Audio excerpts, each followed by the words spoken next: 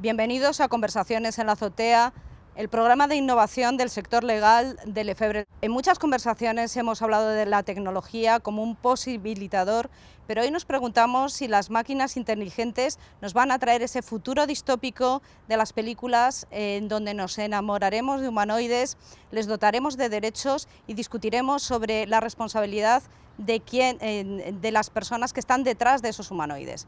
Todas estas son cuestiones legales y sociales que nos interesa discutir en esta conversación de hoy, en la que contamos en primer término con Ramón López de Mántaras, director del Instituto de Inteligencia Artificial del CSIC. Bienvenido, Ramón, ¿cómo estás? Muy bien, muchas gracias. Y también contamos con Pablo Fernández Burgueño, abogado y socio en Avanlex, Neftrace y Escila. Bienvenido. ¿Qué tal? Muchas gracias. Bueno, vemos todos los días que la inteligencia artificial nos va a borrar de la faz de la tierra a los abogados, que va a borrar de la faz de la tierra prácticamente cualquier signo de trabajo humano. Y yo me pregunto si verdaderamente estamos en ese punto, si vamos a tener que adaptar los servicios jurídicos tan rápidamente como pensamos, o si por el contrario los abogados seguiremos siendo relevantes. Empiezo por ti, que dado que eres de la profesión, ¿qué opinas? Pues muchas gracias. Realmente cuando hablamos de inteligencia artificial, robótica, en realidad nos estamos refiriendo a sistemas de reconocimiento cognitivo que nos pueden ayudar, y la progresión de entrada de este tipo de herramientas en realidad va a ser progresiva, de hecho, así que no considero que se vayan a destruir puestos de trabajo, sino que nos va a ayudar a ir adaptándonos para poder hacer las cosas mejor, quizá más rápido, más eficientes, ayudar mejor a las personas a través de esta nueva tecnología. Por tanto, en relación con la pregunta de si se van a destruir puestos de empleo, si se va a acabar con la abogacía, no, ni mucho menos, vamos a seguir teniendo trabajo. ¿Y tú, Ramón, qué harías? Tú que eres experto y además un pionero en inteligencia artificial, ¿te fiarías de un abogado robótico? Bueno, dependería de las circunstancias y con referencia a qué, ¿no? O a quién. No, a ver, yo pienso que se está exagerando mucho con el potencial de la inteligencia artificial. Claro que tiene potencial, pero estamos proyectando demasiado las cualidades nuestras, ¿no? Somos demasiado antropomórficos, de alguna manera, o antropomiméticos. Pensamos que una máquina, porque hemos visto que es capaz de hacer cosas impresionantes como jugar a Go mejor que nadie en el mundo, o al ajedrez, o hacer diagnósticos médicos, por ejemplo, de gran calidad, pues que ya pueden hacer cualquier otra cosa, y eso es donde nos equivocamos. O sea, sabemos programar máquinas para que hagan una cosa muy concreta y la hagan muy bien, y nada más. Y por lo tanto, en mi opinión, creo que lo que vamos a ver y seguiríamos viendo durante largo tiempo es la inteligencia artificial en tanto que partner o colaborador del ser humano, y podrá quizás automatizar ciertas tareas dentro de un puesto de trabajo. Completamente desplazar de la persona completamente de ese puesto de trabajo, no. Un puesto de trabajo, una persona cuando está haciendo en un puesto de trabajo, lo que sea en abogado, médico, lo que sea, tiene una multitud de tareas, no hace una única cosa. Algunas de estas cosas que hace son muy rutinarias o bastante rutinarias. Estas se van a poder automatizar, o se están ya automatizando, de hecho, hoy día, y progresivamente se irán automatizando seguramente más, pero dudo que se llegue a un nivel en donde ya se pueda prescindir completamente del ser humano. Además, yo creo, en mi opinión muy personal, que no es deseable. Aunque se pudiera, no sería deseable. Bueno, te lo agradezco más que nada porque me veía siendo la interfaz humana de la inteligencia artificial que pusiera en mi despacho. Antes de preguntarle a Pablo cómo vamos a regular esto, me gustaría, aprovechando que te tengo aquí y como curiosa que soy, a mí me preocupa desde un punto de vista tecnológico cómo nos vais a explicar a los abogados quién es el responsable de determinadas acciones de una máquina inteligente. Es decir, si pienso en un coche de nivel 5, conectado vehicularmente con otros, conectado con una plataforma que modeliza, que toma decisiones, incluso con una programación on the edge en la propia máquina, etcétera, etcétera. Si ocurre un incidente, matamos a alguien, y últimamente no hacemos más que matar gente con coches no tan autónomos, con coches de nivel 3 o incluso de nivel 2, como es el caso de Tesla. Realmente, en ese caso, si yo fuera a preguntarte en un pleito, ¿quién me dirías que es el responsable? A ver, si el nivel 5... Sí, el nivel 5, ponte el 5 de verdad. De verdad, en donde no hay absolutamente ninguna situación, en ninguna circunstancia, el ocupante del coche, el humano o los humanos, no pueden hacer nada, no tienen nada que hacer, pánico, nada más. Nada, prácticamente nada. Obviamente, ahí sí que se plantean cuestiones legales y éticas de causalidad. duras y complicadas. Y a ver, no sé qué respuesta darte, la verdad. Habrá que hacer, me imagino, cuando pase algo y tengan consecuencias pues graves, pasará como pasa ahora con los accidentes de aviación.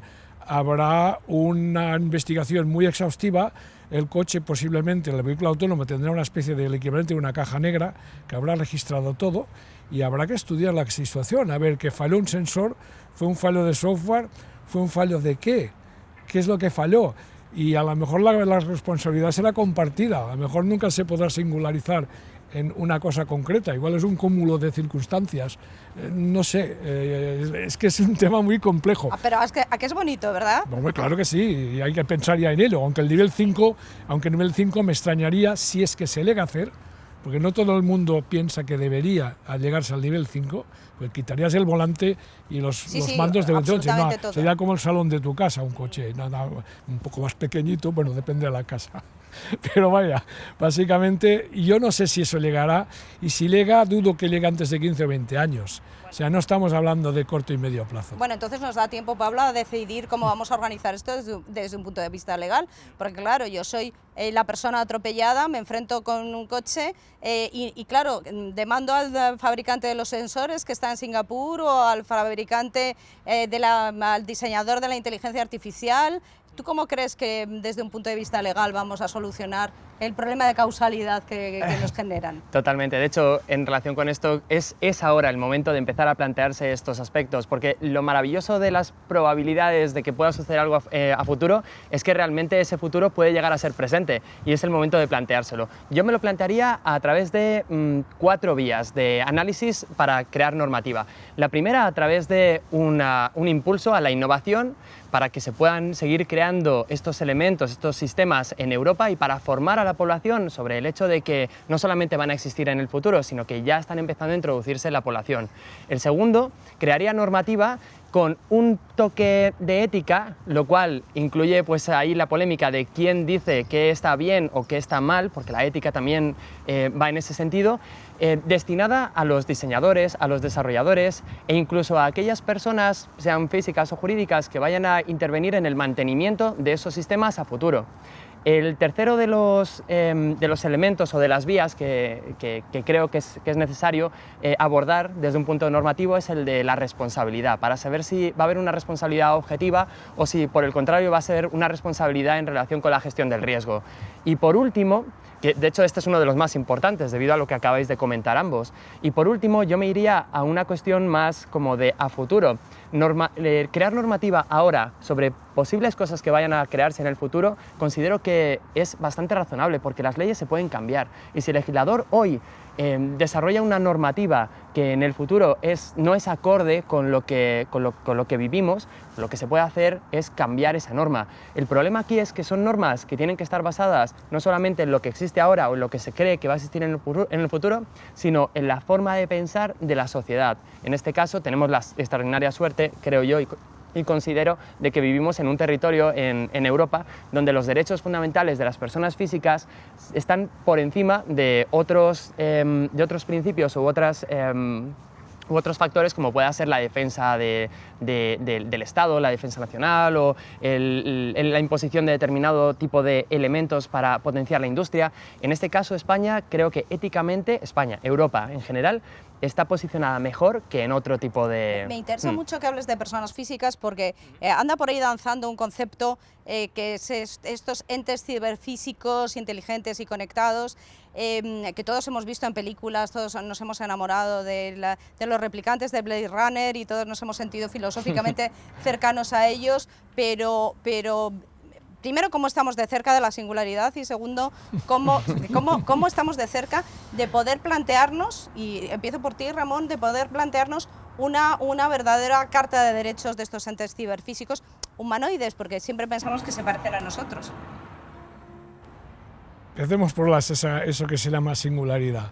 Por favor, y explícalo, que yo creo que es muy necesario. Sí, se llama la singularidad tecnológica aquel momento en el tiempo en donde habrá superinteligencias artificiales que harán que los seres humanos seamos obsoletos. Harán todo. Matrix. Incluso harán la investigación científica. Sí. Incluso a eso. No, hay una película más prototípica de eso, es Transcendence. Sí, maravillosa. Que lo que pasa es que ha tenido poco eco, no sé por qué, ha tenido muy poco éxito y está muy bien. Esta sí que plantea lo del transhumanismo y que nos trascienden a nosotros, por eso la película se llama Transcendence, ¿no? Bueno, pues yo la singularidad no me la creo, es decir, ni más ni menos, así de claro, ¿no? Yo cuando digo no me lo creo, cuando digo que algo no lo veo probable y tal, no estoy hablando a cientos o miles de años vista, cuidado, ¿eh? Hablo a un horizonte de 15, 20 como mucho, que más allá no tiene mucho sentido. Es especular, es como si tuvieras una bola de cristal y no la tengo, la bola de cristal. ¿Y tú crees que llegaremos a un estado de madurez que podremos entrar a discutir derechos de tutela de un ente ciberfísico humanoide sobre un menor? No deberíamos. No deberíamos, nos equivocaríamos si vamos por este camino. Yo soy completamente contrario a dotar de algún tipo de personalidad jurídica, entre comillas, a una máquina. Es que estamos confundiendo, estamos cruzando líneas rojas continuamente. Un poco lo que decía yo antes, estamos especulando demasiado y estamos proyectando demasiado lo que es el tema antropomórfico, ¿no? O antropomético. Yo pienso que, y espero, y yo lo que poco que puedo contribuir con mi investigación en inteligencia artificial, es que la inteligencia artificial del futuro vaya siempre como partner de la inteligencia humana. Insistimos, el factor humano y lo que llaman en inglés Human-Centered AI, es inteligencia artificial centrada en la persona o en el ser humano. Pensar en la inteligencia artificial como una herramienta de ayuda.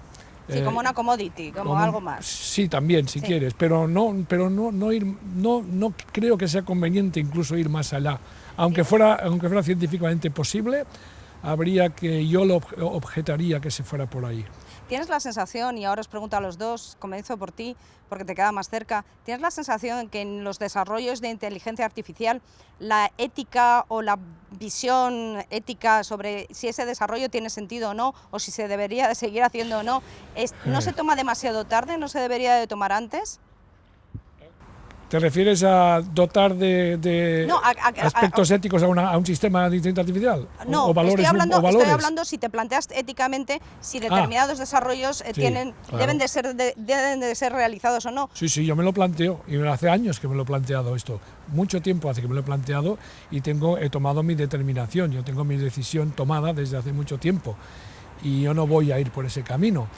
Ha habido una iniciativa que se ha hecho pública de una confederación de laboratorios de inteligencia artificial que se plantea así, con ese nombre, y donde lo que se enfatiza es que esté centrado en el ser humano.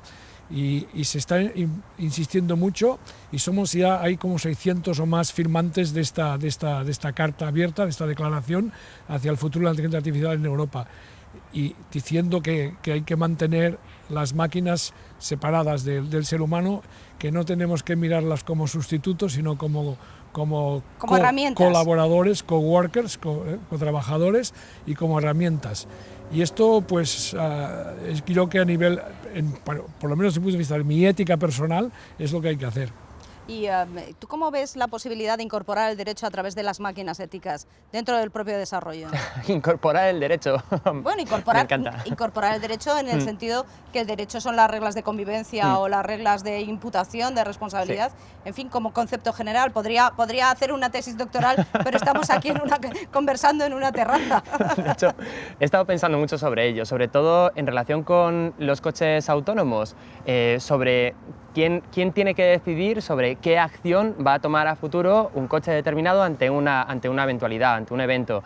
Entonces, pensando sobre ello, se me ocurrió una cosa que probablemente se le haya ocurrido a todo el mundo, pero bueno, yo la creo única porque se me ocurrió a mí, que básicamente es dar al usuario, al que va a estar dentro del coche, al que va a tener la posibilidad de apretar el botón rojo o tocar al menos el volante para decir que si está ahí o no, darle la posibilidad de tomar decisiones sobre a quién debe dañar antes en caso de un accidente, a la persona que tiene delante o que el coche se vaya hacia un lado dañando al propio conductor. Entonces, esos aspectos éticos de los que estábamos hablando no solamente deben recaer sobre el diseñador, sobre el desarrollador, sobre la persona que va a hacer uso de la máquina, sino también sobre la sociedad en su conjunto, dado que los legisladores, que son básicamente los que hacen las leyes, deben tomar de la sociedad esos inputs, esas formas de pensar o de actuar para elaborar lo que se llaman los códigos de buenas prácticas que deben ser tenidos en cuenta a la hora de desarrollar este tipo de elementos. Bueno, Pablo, acabas de sugerir la realización del propio derecho en las máquinas inteligentes. Va a ser una locura ver a todos programando para que los coches den al de al lado.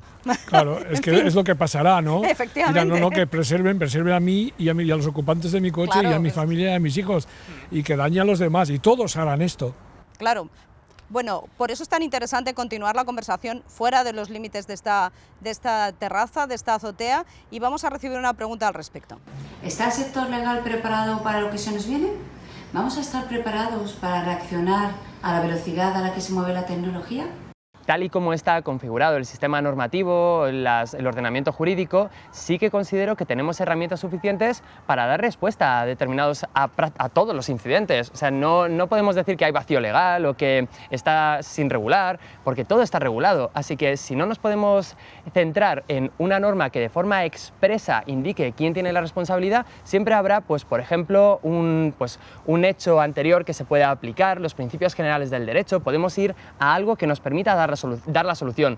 El problema, en mi opinión, no va a estar tanto en el lado del abogado, sino en el lado del juez, que es el que tenga que tomar la decisión entendiendo por qué un programa de ordenador ha tomado una decisión determinada que ha dañado a una persona, a varias, o que ha dañado a un montón de gente. Por ejemplo, si a un programa yo le digo erradica una enfermedad y el programa decide erradicar a los seres humanos que tienen esa enfermedad, el juez debe entender por qué el programa tomó esa decisión. Así que para mí el problema está en los jueces. Bueno, yo creo que el problema está en vosotros, los que desarrolláis, que nos tenéis que explicar cómo toman las decisiones las máquinas. Pues sí, el problema es que no, seremos capaces? El problema es que no lo saben ni sus diseñadores. Eso me temía. Hay un problema con las nuevas tendencias de inteligencia artificial basadas en aprendizaje profundo, que así se llama. Sí, el deep learning, que se basan en el deep learning famoso, que se basan en detectar, básicamente son grandes detectores, excelentes detectores o reconocedores de patrones, ¿no? Sí.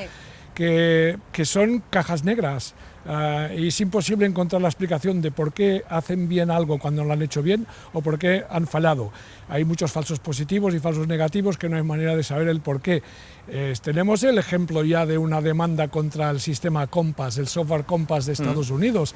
Un señor que, pues bueno, que se vio perjudicado por una sentencia de un juez, y el juez se había basado en la sugerencia de este software. Es un software que evalúa la probabilidad de reincidencia. Sí, la probabilidad de reincidencia, efectivamente. Y bueno, entonces él apeló y dijo, a ver, estoy en indefensión, no estoy de acuerdo, porque quiero una explicación del porqué de esa decisión, y no se le pudo dar ninguna explicación porque no había manera de saber en qué se había basado este software para llegar a esta decisión.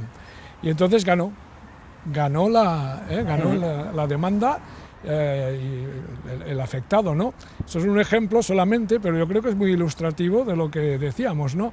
Desgraciadamente, y no tendría que ser así, el juez en cuestión o los jueces que utilizan este sistema pues no entienden qué hay allí, y no se dan cuenta de que aquello no, lo que sale de allí, no es, como la expresión esa en castellana, no va a misa. Es decir, la probabilidad de que se equivoque es altísima este software, y por lo tanto lo que no puedes hacer es así, creértelo a ciegas. Hay que razonarlo, hay que investigarlo más y tomar realmente la decisión, y la decisión tiene que ser del juez, y el juez sí que será capaz de justificar eventualmente el por qué tomó esa decisión, con lo cual el pleito, o sea, la demanda del afectado, ahí no habría problema. Ahí el juez no puede decir, lo ha dicho la máquina. Sí. No, eso no vale. Tiene que él argumentar claramente y en unos términos claros el porqué de la decisión. Bueno, habéis dicho cosas muy interesantes los dos y realmente siempre hacemos al final de las conversaciones una pregunta, que es cuáles son los retos, las oportunidades y las amenazas. Habéis dicho muchos retos, muchas oportunidades y muchas amenazas. En 30 segundos, decidme cuáles son los que creéis más importantes, empezando por ti, Ramón, y terminando por Pablo. ¿En el contexto de derecho o en general? En el contexto del derecho, que ya que estamos aquí en el mundo jurídico, pues... el grado de autonomía que estemos dispuestos a dar a un sistema de inteligencia artificial, a un robot, a una máquina en general. Esta es la cuestión. Para mí esta es la cuestión de fondo. Si estamos dispuestos a limitar su autonomía, las decisiones siempre estarán, en última instancia, siempre será una persona. Y por lo tanto nos evitamos todos estos problemas, muchos de los problemas que estábamos comentando. Ahora, si estamos dispuestos en cualquier circunstancia de que dar autonomía absoluta 100% al sistema o a la máquina, entonces es cuando abrimos una caja de Pandora terrible y no sabemos qué hacer y nos planteamos unos problemas enormes, ¿no? ¿Y tú? Yo seleccionaría 3 retos muy difíciles. El primero es hacer que los diseñadores y desarrolladores tengan en cuenta la normativa y esos principios éticos a través de guías de buenas prácticas o lo que se considere. Lo segundo, el asesor jurídico tiene que conocer de informática, porque si no, no sabe cuándo tiene que contar con un informático para poder llevar a cabo un determinado hecho o entender la realidad. Y lo tercero, sistemas de inteligencia artificial ahora están creando una sensación de que se está yendo hacia una injusticia social. Por ejemplo, en determinadas circunstancias hay máquinas que deciden a favor de aquellas personas que tengan capacidad de poder comprar o poder adquirir determinado tipo de elementos, pues, por ejemplo, para mejorar la genética de la familia, etc. Entonces, yo sí que iría a través de un sistema que apoye la erradicación, si es posible, que no lo creo, de esas injusticias sociales creadas por sistemas de inteligencia artificial. Pues lamentablemente nos hemos quedado sin tiempo. Ha sido un placer contar con vosotros aquí en las conversaciones a la azotea. Muchísimas gracias, Ramón, por acompañarnos. Muchas gracias, Pablo, por estar con nosotros. Y a vosotros, ya sabéis, continuamos la conversación, como siempre, a través de redes sociales con el hashtag conversacionesled. Os esperamos en la próxima conversación en la azotea del Lefebvre.